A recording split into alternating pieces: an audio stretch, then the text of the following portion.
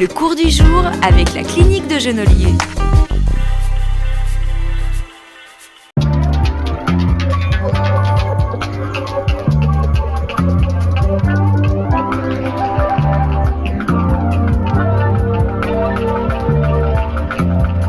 La patiente que je vais opérer présente un cancer du sein précoce, raison pour laquelle on pourra enlever la tumeur uniquement en faisant ce qu'on appelle une tumorectomie, après laquelle on va procéder à une radiothérapie intraopératoire en une séance au lieu de 35 séances.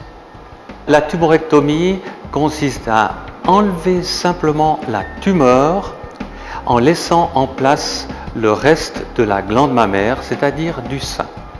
Il n'y a donc pas d'ablation du sein.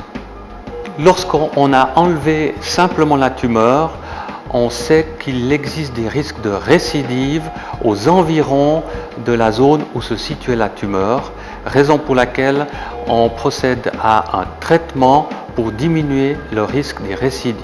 Ce traitement s'appelle la radiothérapie.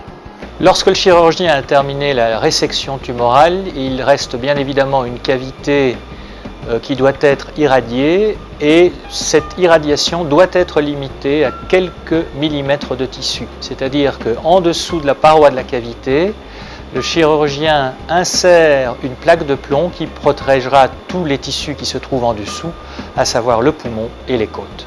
Alors, vous voyez ici derrière moi un accélérateur linéaire, qui est l'accélérateur linéaire conventionnel, qui présente bien sûr un certain volume.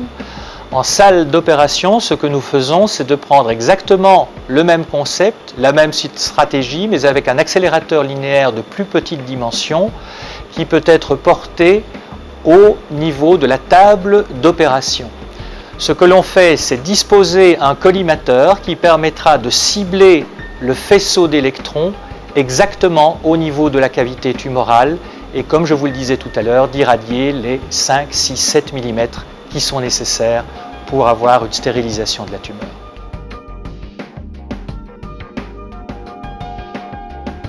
Comme vous pouvez le voir, il s'agit d'un signe de radiation. Donc il y a plusieurs types de radiation qui existent, et dans ce cas-là, il s'agit de rayons X et pas de radioactivité. Puis, on doit réouvrir la zone, enlever la plaque de plomb et remodeler la glande pour avoir la fermeture définitive de l'intervention. Cette patiente va faire l'objet d'un suivi multidisciplinaire qui réunit à la fois le chirurgien, le radiothérapeute, l'oncologue et le médecin généraliste de la patiente durant 10 ans. Le gros avantage de cette technique intraopératoire, au-delà du fait que c'est un traitement accéléré et un traitement qui ne traite que la région où le cancer est né, c'est d'avoir une technique à très grande précision qui touche vraiment la cavité sans avoir l'interposition d'autres tissus, et donc la précision en est globalement augmentée, et bien sûr la qualité de vie de la patiente également. Le cours du jour avec la clinique de Genolier.